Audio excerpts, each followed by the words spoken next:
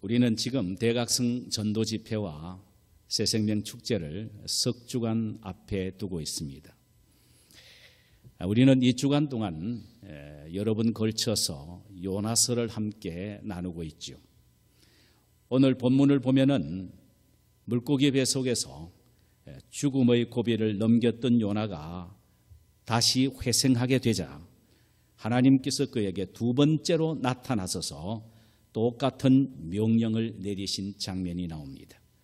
일어나 저 큰 성읍 니느웨로 가서 내가 내게 명한 바를 그들에게 선포하라는 것입니다. 그는 하나님의 명령에 따라 마음에는 내키지는 않지만 니느웨로 가지요. 니느웨 성을 돌면서 40일이 지나면 니느웨가 멸망당하게 될 것이라는 이 단순한 메시지를 전하자 말자 상상을 초월한 반응들이 이곳 저곳에서 나타나기 시작합니다. 사람들이 그를 붙들고 정말이냐? 정말 40일이 지나면 이 성이 멸망한단 말인가? 누가 그러더냐? 하나님이 그래? 도대체 하나님이 어떤 분이시냐? 이렇게 묻더니만 집으로 돌아가서는 땅바닥에 엎드려 회개하며 금식하며 야단이 났습니다. 그 소문이 왕에게 들려지자 왕 역시 왕복을 벗어 던지고 베옷을 입고 땅바닥에 주저앉아 죄를 날리면서 자기의 죄를 고백하는 놀랄만한 일들이 일어났습니다. 그리고 사람은 물론 짐승 때까지도 금식을 선포하고 온 나라가 하나님 앞에 두 손을 높이 들고 회개하는 영적 부흥이 일어나게 된 것이죠. 이런 놀랄만한 현상을 보신 하나님께서 뜻을 돌이키신 후 40일 만에 니느웨를 심판하시겠다는 애초의 마음을 바꾸서 이제 그 성을 용서해 주셨다는 것이 오늘 본문의 내용입니다. 우리는 이 말씀을 통하여 오늘 나에게 주시는 메시지가 무엇인지를 생각해 볼 필요가 있습니다. 먼저 생각해 볼 것은 하나님이 결코 요나를 포기하지 않으신다는 사실에 우리 모두가 주목을 해야 합니다. 처음 하나님이 요나를 불러서 니느웨로 가라고 하셨지만 그는 순종치 않고 도망을 쳤지요. 물고기 배 속에서 회개하여 하나님의 긍휼을 구함으로 다시 살아났습니다. 하나님이 그를 또 부르셨습니다.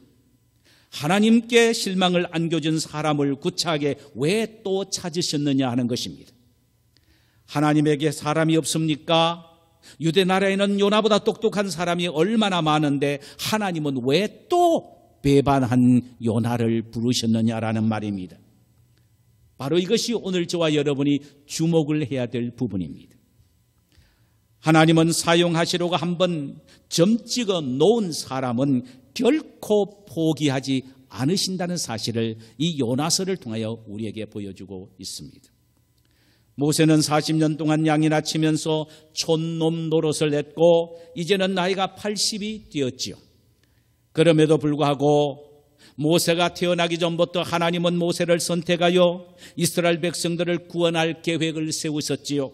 그래서 하나님은 때가 되어 그를 불러 애굽으로 내려가 바로를 만나라고 명령을 하셨습니다.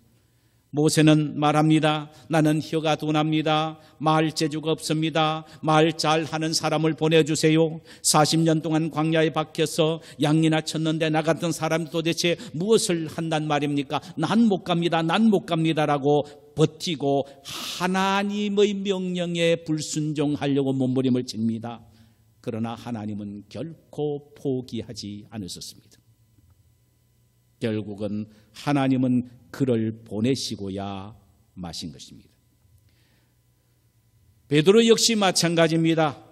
예수님의 제자가 되어서 화려한 꿈을 안고 주님을 3년 동안 따라다녔습니다. 그러나 그의 종국은 실패에 지나지 않았지요. 스승을 저주하며 부인했고 제 생명 하나 살려고 줄 행랑을 쳐버린 비겁한 인간이었습니다. 그 정도면 하나님도 포기할 만하지 않습니까? 예수님도 혀를 차시면서 너 같은 건 내 제자로 선택했단 말인가 하며 혀를 차실 만도 한데, 그러나 주님은 결코 포기하지 아니하셨습니다. 갈릴리 바다에 찾아가셔서 떡과 고기를 나누어서 먹게 해주시면서 요한의 아들 시몬아, 내가 나를 사랑하느냐? 요한의 아들 시몬아, 내가 나를 사랑하느냐? 내 양을 먹이라, 나를 따르라고 하시면서 그를 다시 당신의 심부름꾼으로 선택하여 보내신 것입니다. 하나님은 바로 이런 분이십니다. 주님께서는 똑같이 우리를 오늘날에도 부르셨다는 사실을 알아야 합니다. 너는 가서 모든 족속으로 제자를 삼으라. 성령이 너에게 임하면 너희는 땅끝까지 이르러 내 증인이 되어라. 너희는 온 천하에 다니면서 복음을 전파하라. 이렇게 명령을 하셨습니다. 하나님 아버지가 나를 보내신 것처럼 나희도 너희를 보내노라고 주님은 엄속히 우리에게 파송을 명하시기도 하셨습니다. 하나님이 우리 모두에게 점을 찍어 놓으셨단 말입니다. 내가 해야 된다. 내가 이 복음을 전해야 한다. 다른 사람들을 가라고 하지 말라. 내가 너에게 보낸다라고 말씀을 하신단 말입니다. 우리 가운데는 이런 명령을 받은 소명자임을 알면서도 수십 년 동안 무심하게도 인생을 헛되게 보내신 분들이 한두 번이 아니실 것입니다. 설교를 들을 때는 그래, 맞아, 바로 내가 해야 돼, 이렇게 마음의 약간의 움직임은 있지만 듣고 문 밖으로 나가면 다시 싹 잊어버리고 내 마음대로 사는 분들이 꽤 많다는 말씀이죠. 그러나 한 가지 꼭 기억하십시다. 그렇다고 해서 하나님이 우리를 통하여 복음을 전하여 구원시키기로 계획할 그 계획을 취소하거나 바꾸시지 않는단 말입니다. 너 안 되겠다, 내가 천사를 보내어서 너 일을 대신하게 하겠다, 이렇게 말씀하시지 않습니다. 여러분, 천사는 육신이 없기 때문에 천사가 가장 앙망하면서 바라고 소원하는 것은 우리가 육신을 갖고 복음을 전하는 이 모습입니다.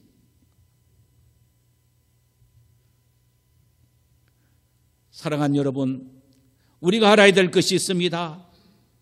그것은 우리가 거절하고 도망친다 하더라도 하나님은 결코 포기하지 않으신다는 말씀입니다. 끊임없이 하나님은 우리에게 말씀하십니다. 너가 가라, 너가 가라, 너가 가라고 이렇게 하나님은 우리에게 말씀하신다는 사실을 우리 모두는 알아야 합니다. 생명을 살리는 일은 가장 아름답습니다. 가장 중요한 일이며 투자할 만한 가치가 있습니다. 하나님은 그에게 이 일을 우리에게 맡기셨습니다. 그래서 우리는 찬송가를 이렇게 힘차게 부릅니다. 주에게 부탁하신 일 천사도 흠모하겠네. 우리 주님이 우리에게 맡기신 이 복음 전파라는 소명은 너무나도 소중하기 때문에 천사도 우리를 보고 침을 흘린다는 의미입니다. 우리 이렇게 대단한 사람들입니다. 우리에게 맡겨주신 이 복음 사역이 이렇게 엄청난 일인 것입니다.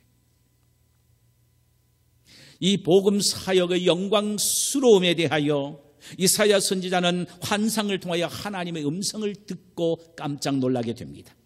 이사야서 6장 8절입니다. 내가 누구를 보내면 누가 우리를 위하여 갈꼬라는 주님의 음성이 그에게 들려졌을 때에 그는 이 복음 전파의 사명이야말로 얼마나 엄청난 일임을 깨닫고 그가 벌떡 일어나서 하나님께 이렇게 화답합니다. 내가 여기 있습니다. 나를 보내시옵소서. 내가 여기 있습니다. 하나님, 나를 보내시옵소서. 하나님이 감동하셨지요. 오냐? 그래, 알았다. 내가 너를 보내마. 이렇게 해서 위대한 선지자 이사야가 등장하게 된 것입니다. 오늘 또 하나님은 우리를 향하여 누가 우리를 위하여 갈고 내가 누구를 보낼고 하시는 주님의 음성을 우리에게 들려주시기를 원합니다. 하나님도 오늘도 우리의 음성을 통하여 듣기를 원하시는 것이 내가 여기 있습니다. 주여 나를 보내소서라는 이 음성입니다. 우리 하나님의 음성에 순종해야 되지 않겠습니까? 내가 아무리 가지 않으려고 몸부림을 쳐도 하나님이 나를 일단 선택해 놓으신 이상은, 나를 통하여 저 죽어가는 영혼을 구원하기로 계획하신 이상은 절대로 하나님은 포기하지 않으십니다. 하나님은 끝까지 추적하셔서 우리를 굴복시켜 우리를 통하여 그 일을 이루시고 그 열매를 보고 우리 주님은 기뻐하시며 춤을 추신다는 사실을 알아야 합니다. 할렐루야. 두 번째로 우리가 본문을 통하여 우리가 깨달을 수 있는 진리는 요나가 말씀을 전하자마자 느느웨 성의 구원의 역사를 우리는 주목해야 될 필요가 있다는 사실입니다. 느느웨 성이 어느 정도 클 것 같습니까? 고고학자들의 발굴에 의하면 이 도시는 대단한 도시였음을 보여줍니다. 성벽 높이가 30m 정도가 되었습니다. 즉 10층 아파트 높이가 바로 성벽이라는 것입니다. 그 성벽, 10층 높이의 아파트의 성벽이 이 거대한 니느웨 성을 빙 둘러서 요새처럼 막아놓았다는 말입니다. 그런데 이 성벽의 두께는 어느 정도가 되느냐 하면요, 전차 세대가 나란히 갈 정도의 성벽의 두께였다고 합니다. 대단하죠. 우리나라 남한산성의 성곽도 크지요. 그러나 이 남한산성의 성곽은 니느웨 성의 화장실을 둘러치고 있는 그저 칸막이 지나지 않을 정도로 별 볼품 없습니다. 경비병들이 파수를 보도록 성곽에 둘러가면서 세워놓은 높은 탑이 있는데 그 탑이 1,500개였다고 합니다. 대단하죠. 게다가 니느웨 성은 성곽 안에 있는 도시와 성곽 밖에 있는 도시가 합해서 내 지역으로, 내 구역으로 형성이 되어 있다고 합니다. 자, 지금 우리가 살고 있는 이 땅에 이를테면 브루몰 지역, 해버타운 지역, 스프링필드 지역, 또 이렇게 어프답 지역 이렇게 나누어져 있듯이 그 거대한 도시가 큰 4개의 행정구역으로 나누어져 있었습니다. 그리고 그 도시의 주변이 60마일 정도가 되었다고 합니다. 한 사람이 하루 종일 걸어가는 거리가 20마일이라고 한다면 요나가 3일 동안 걸어봐야 겨우 한 바퀴 돌 정도의 대단한 성이었습니다. 성경에서 요나는 3일 길을 걸었단 말이 맞는 말입니다. 이 성 안에는 어린 아이만 12만 명이 있었다고 했지요. 학자들에 의하면 줄잡아 전체 인구는 100만 명이 넘었을 것이라고 합니다. 2800년 전에 이런 규모였다면 얼마나 대단한 성이었겠습니까? 그런데 여러분, 바로 여기에 초라한 요나라는 한 사나이가 하나님의 말씀을 들고 들어갔습니다. 그 사람 하나가 무슨 말을 전한다 하더라도 어떠한 변화가 일어날 것 같습니까? 한번 상상해 보십시오. 그것도 물고기 배 속에서 3일 동안 있다가 나왔기에 얼굴은 빨갛게 달았을 것이고 그 뜨거운 데에 있다 보니까 머리털이 다 빠져서 대머리가 된 사나이가 됐습니다. 제 말이 아니고 성경이 그렇게 말합니다. 대머리가 되었습니다. 정말 쳐다보면 웃음부터 먼저 나올 정도의 몰골이 아주 사나운 이 남자가 하나님의 말씀을 들고 그 성에 들어가서 이 길을 저 길을 다니면서 40일이 지나면 이 성이 무너진다고 외쳤다는 말, 우리가 한번 상상해 보십시다. 무슨 일이 일어날 수 있을 것 같습니까? 아무 일도 일어나지 않을 것처럼 보입니다. 오히려 사람들에게 구경거리만 된 것처럼 보여집니다. 그런데 놀라운 것은 요나에게 일어난 역사는 인간의 상상을 초월한 것이었습니다. 엄청난 일이 일어난 것입니다. 요나가 전한 말은 우리나라 말에는 40일이 지나면은 니느웨가 무너지리라는 요 말이지만은 요 말이 히브리 원문은 5마디로 되어 있습니다. 호드, 아르바힘, 욤, 베니네페, 네파게트라는 단어입니다. 요 5마디의 단어를 외쳤단 말입니다. 뭐 괜히 많은 말을 하지 않았습니다. 호드, 아르바힘, 욥, 베니네페, 네바게트라는 말을 전하니까 어떤 반응이 일어나냐 하면 5절과 6절에서 이렇게 기록이 되어 있습니다. 온 니느웨 백성들이 하나님을 믿게 되었다라고 했습니다. 요나가 소개하는 하나님이라는 분을 믿게 되었단 말이죠. 지금까지 그들은 하나님이 어떤 분이신지를 전혀 몰랐습니다. 그런데 이제는 깨닫고 듣고는 그들은 하나님을 믿게 되었습니다. 하나님을 믿으니 그분의 말씀이 얼마 두려운지 벌벌 떨게 되었습니다. 그래서 식음을 전폐하고 금식까지 하게 됩니다.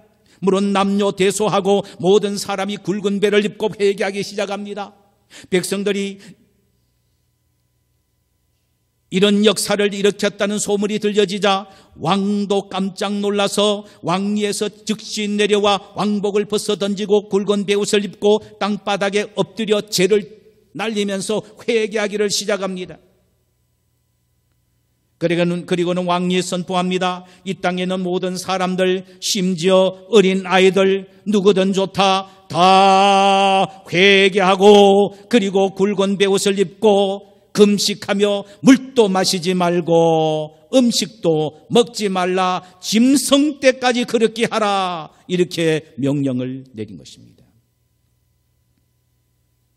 그리고는 8절에 보니까 힘써 여호와께 부르짖으라. 이 말은 회개하라는 왕의 명령입니다. 그런데 그의 회개는 입으로만은 회개가 아니었습니다. 각기 악한 길과 손으로 행한 강포에서 떠나라. 대단합니다. 즉 나쁜 짓을 전부 다 중단하라. 말만으로 회개할 것이 아니라 실제 행동으로 회개하고 합당한 회개의 열매를 맺혀라. 여러분, 세상에 어떻게 이런 일이 일어날 수가 있었을까요? 성경에 기록된 최대의 집단 회심의 장면입니다. 100만 명 가까운 많은 사람들이 일제히 회개하고 하나님 앞으로 돌아왔으니 이것만큼 그 사건이 어디에 있겠습니까? 게다가 그 회심은 철저한 회개를 동반했지요. 그저 예수만 믿었다는 말만 하지 않았습니다. 자신들의 과거의 죄만 뉘우쳤다는 말 하지 않았습니다.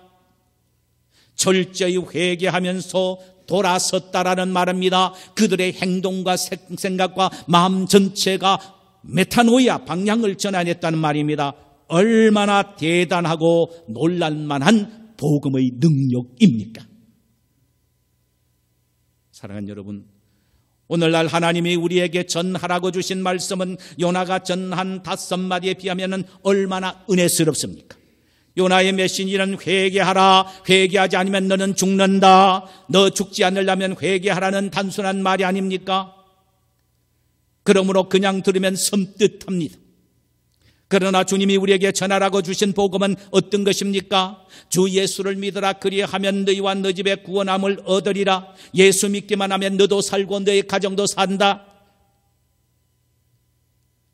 수고하고 무거운 짐진 자들아 다 내게로 오라, 내가 너희를 쉬게 하리라. 인생의 각종 모든 짐을 지고 있는 사람은 다 주님께 오라, 그리하면 주님이 너희들을 편안하게 쉬게 할 것이다. 이 얼마나 은혜스러운 복음입니까? 듣기만 해도 마음이 편안해지고 기쁨이 생기지 않습니까? 이제 살았구나는 소망이 우리 마음속에 뜨겁게 용솟음치고 있지는 않습니까? 얼마나 놀라운 복음입니까? 요나처럼 너 죽는다라는 단순한 이 말 한마디 듣고도 온 성이 발칵 뒤집어졌다면 예수님이 우리에게 주신 진짜 깊은 소식, 가난한 자에게 전해는 깊은 소식, 갇힌 자에게, 눌린 자에게 전해지는 자유의 선포, 병든 자에게 전파되는 치유의 소식, 죄짐을 지고 실험하는 자에게 사죄의 은총을 선포하는 이 복음, 그래서 수고하고 무거운 짐진 자들아 다 내게로 오라, 내가 너희를 쉬게 하리라. 주 예수를 믿어라, 그리하면 구원을 받는다는 이 복음을 전한다면 어찌 놀랄만한 기적과 역사와 능력이 나타나지 아니할 수가 있겠느냐, 이 말씀입니다. 여러분, 부뚜막의 소금도 넣어야 짭니다. 아무리 산더미처럼 부뚜막에 소금을 쌓아놔도 옆에 소말지솥에다가 소금을 넣지 않으면 아무 소용이 없습니다. 지뢰는 밟지 않으면 터지지 않습니다. 밟아야 터집니다. 성경에 기록된 복음도 내가 전해야만 구원, 생명의 역사가 일어납니다. 성경 말씀 속에 담아두면 그것은 복음이 아닙니다. 내가 그냥 배우고 머리에 담고만 있으면 복음이 아니란 말씀입니다. 전해야 합니다. 전할 때의 능력이 나타나는 것입니다. 그래서 디모데후서 4장 2절에서 바울은 믿음의 아들 디모데에게 이렇게 힘주어 말합니다. 너는 말씀을 전파하라. 때를 얻든지 못 얻든지 전파하라. 이는 전파하기만 하면 역사가 일어난다는 말씀입니다. 어느 큰 교회 목사님의 이야기입니다. 그의 가장 친한 친구가 자기에게 찾아왔습니다. 이보게, 나 요즘 실직을 했네. 자네 교회는 크니까 기업도 크게 하는 사람이 많을 것 아닌가. 좀 부탁해서 나 좀 취직시켜 주게나. 친한 친구니까 이 목사님이 가만히 기도하면서 생각해 보니까 교회 큰 기업을 하는 박 집사가 아주 될 것 같아요. 맞을 것 같아서 이 박 집사님을 불렀습니다. 집사님, 내 친구가 있는데 여러모로 능력도 있는데 이렇게 젊은 나이에 해고를 당했습니다. 그러니까 집사님 좀 이렇게 기업에 좀 하면 안 되겠느냐고 이렇게 사정을 하고 부탁을 했습니다. 그때 이 박 집사님이, 그래요 목사님, 그럼 친구분 제 오피스를 좀 보내주세요. 며칠 후에 그 친구 오피스로 갔습니다. 대화를 나누는데 이 박 집사님이 이 목사님 친구 이분에 보고 야, 대단한 사람이로 하는 것을 느꼈습니다. 그래서 채용을 했습니다. 근데 6개월 만에 해고를 시켰습니다. 아니, 목사님이 나중에 듣고 보니까 깜짝 놀랐습니다. 그래서 박 집사님을 불렀습니다. 집사님, 내 친구를 왜 해고시켰습니까? 못마땅합니까? 그러니까 그 박 집사님이 목사님에게 이렇게 대답을 했습니다. 그분은요, 참 성실하고 정직합니다. 거기에다가 훌륭한 기획가요, 전략가입니다. 그는 참 우수한 인재입니다. 그 말을 들으니까 목사님 더 의심스러운 거예요. 아니, 그런 사람을 왜 그렇게 해고시켰습니까? 그러자 그 박 집사님의 대답이 이렇습니다. 목사님, 그 사람은 모든 면에 뛰어나지만 도대체 사람에게 물건을 권하여 팔 줄 모르는 사람입니다.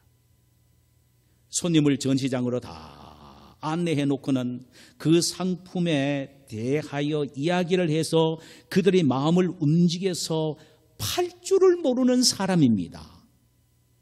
목사님, 우리 기업은 장사 아닙니까? 아무리 좋은 물건을 가지고 있다 하더라도 사람을 설득해서 팔 줄 모르면은 무슨 필요가 있습니까? 우리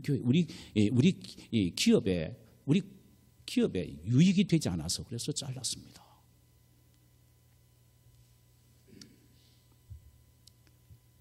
아무리 능력 있고 뛰어난 전략을 가진 사람이라 할지라도 이런 사람은 우리 기업에는 소용이 없습니다.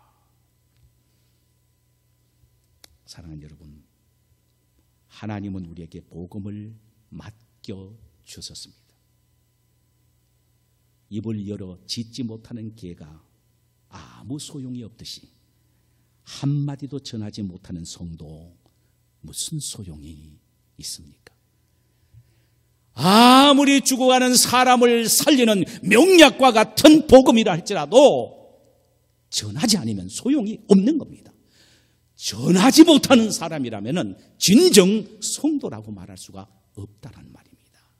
여러분, 오늘날 지상에 있는 성도 가운데 이런 사람이 얼마나 많습니까? 10수년을 신앙생활을 해도요, 사람 만나서 전도 한 번 못하고 인생을 허비한 사람 한두 사람이 아닙니다. 사랑하는 여러분, 전하기만 하면 놀랄만한 기적이 나타나는 것은 느느웨의 성에만 있었던 일이 아닙니다. 오늘날에도 이런 큰 일이 얼마든지 일어납니다. 우리는 이 사실을 한국교회의 역사를 보면 잘 알 수가 있습니다. 복음이 처음 들어온 지가 130년 만에 약 2천만이나 되는 신자가 생겼지 않습니까? 복음을 전한 사람들을 통해서 오늘날 상상을 초월한 엄청난 부흥의 역사가 일어나게 된 것이죠. 처음 우리 한국 사람들이 개신교를 받아들이는 때는 1879년입니다. 만주에서 떠돌아다니는 장사꾼이었던 백홍준과 이응찬 이 두 사람이 거기서 선교를 하시던 로스와 맥켄타이어 이 두 선교사님에 의하여 복음을 접하게 되고 세례를 받습니다. 이들은 가슴이 뜨거워졌습니다. 겉보기에는 별 볼품 없는 장사꾼들이었습니다마는 그들은 뜨거운 가슴을 갖고 복음을 전하기를 시작했습니다. 압록강과 두만강을 넘나들며 복음을 힘있게 전했습니다. 여러분, 그들이 그 당시에 100년 후에는 이 나라의 국민의 4분의 1이 하나님을 믿고 섬길 것이라는 것을 어떻게 상상하면서 복음을 전할 수가 있었겠습니까? 없었지요. 그러나 그 이름도 없고 빛도 없이 복음을 전한 사람들의 입을 통하여 이런 기적이 한국교회에 일어나지 않았습니까? 이 얼마나 대단한 일입니까?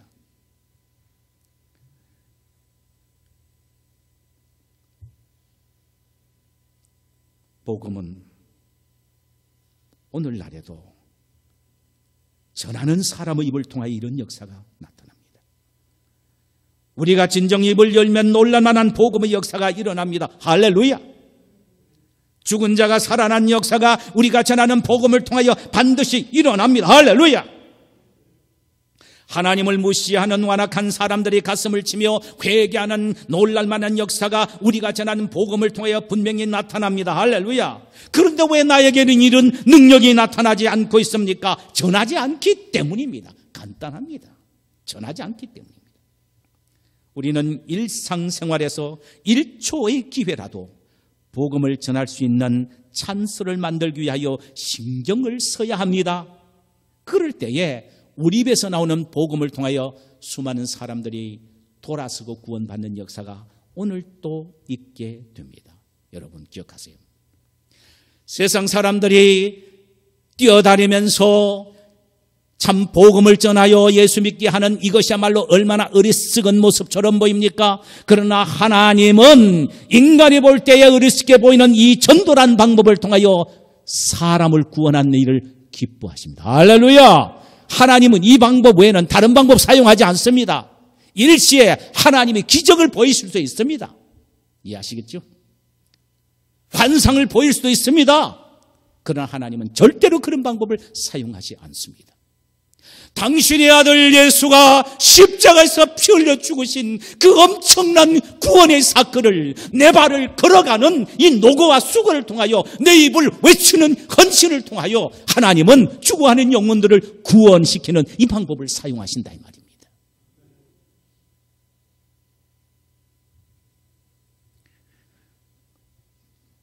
새생명 축제가 3주 앞으로 다가왔습니다. 우리 모두는 역사 속에 일어났던 전대미문의 니느웨의 부흥의 역사를 오늘날에도 일어나게 되고 일어날 수 있다는 이런 믿음을 갖고 사모하면서 우리는 전도해야 할 것입니다. 하나님은 바로 저와 여러분을 통하여 이 복음 사역의 성취를 계획하시고 반드시 이루어 나가시기를 원하십니다. 하나님의 계획을 바라보며 믿고 나아가십시다. 요나는 40일이 지나면은 니느웨가 무너지리라고 외쳤으나 우리는 주 예수를 믿으라 그리하면 내와 내 집에 구원함을 얻으리란 이 메시를 들고 나가서 힘차게 외칩시다. 요나는 오늘날 우리가 받고 있는 성령을 우리처럼 받지 못해도 억지로라도 가서 복음을 전했을 때 엄청난 구원의 열매를 맺어졌지만 오늘날 저와 여러분의 가슴 속에 요나보다 더 뜨거운 성령을 가지고 있는 한은 우리가 나가서 외친다면 요나보다 더 큰 위대한 부흥의 역사가 분명히 나타날 수밖에 없다는 사실을 우리 모두는 확신해야 할 것입니다. 할렐루야. 부를 때마다 우리의 가슴을 뜨겁게 하는 찬송이 있습니다. 오늘 우리 찬양팀에서 불렀던 찬송입니다. 물이 바다 덮음같이 여호와 영광을 인정하는 것이 온 세상 가득하리라. 물이 바다 덮음같이 물이 바다 덮음같이 물이 바다 덮음같이 보리라. 그날에 주의 영광 가득 찬 세상 우리는 듣게 되리. 온 세상 가득한 승리의 함성. 하나님을 인정하는 것이 온 세상에 가득해서 지금까지 모든 죄를 던져버리고 하나님이 기뻐하시는 거룩한 삶, 의로운 삶을 살기로 결심하는 의인들이 온 땅에 가득하게 되되 물이 바다를 덮음같이 물이 바다를 덮음같이 가득하게 부흥의 역사를 일으키시겠다는 하나님의 비전의 약속입니다. 우리 하나님을 찬양하는 그 부흥의 함성이 들리게 될 날을 상상하면서 힘있게 달려가십시다. 그날이 오기를 사모하십시다. 그날이 빨리 오기를 사모하십시다. 그 일을 위하여 주여 우리 교회에 부흥을 주옵소서. 이민교회에 부흥을 주옵소서. 조국의 교회에 부흥을 주옵소서. 미국 교회에 부흥을 주옵소서. 이 일을 위하여 나를 사용하시옵소서. 내가 한 영혼을 붙잡고 실험하는 영적인 실험꾼들이 되게 하옵소서라고 기도하는 우리 모두가 되시기를 주님의 이름으로 축원합니다. 찬송 한번 부릅시다.